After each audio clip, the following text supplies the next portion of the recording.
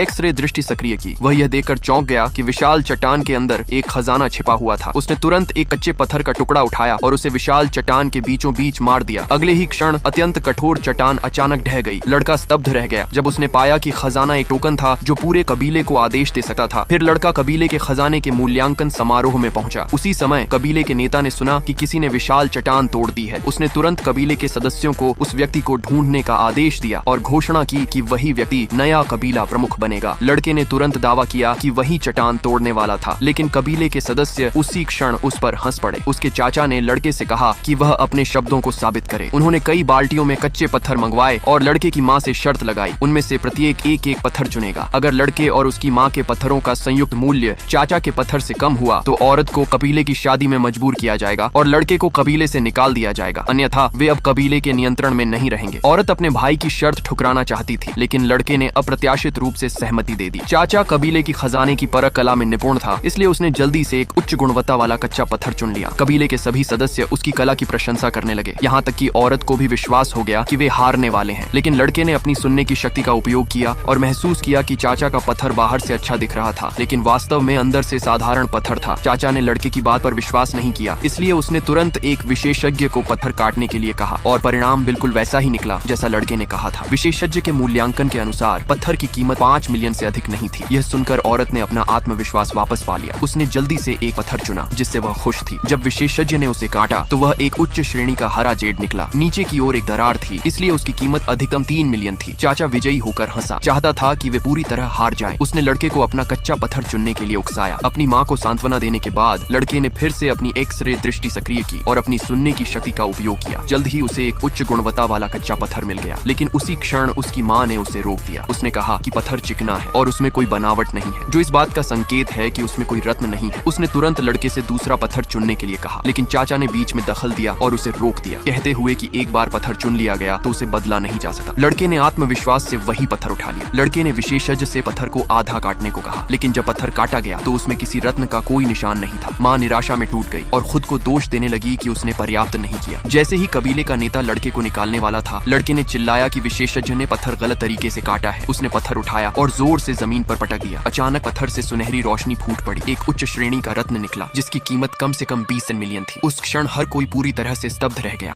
लड़के ने अपनी एक्सरे दृष्टि सक्रिय की। वह यह देखकर चौंक गया कि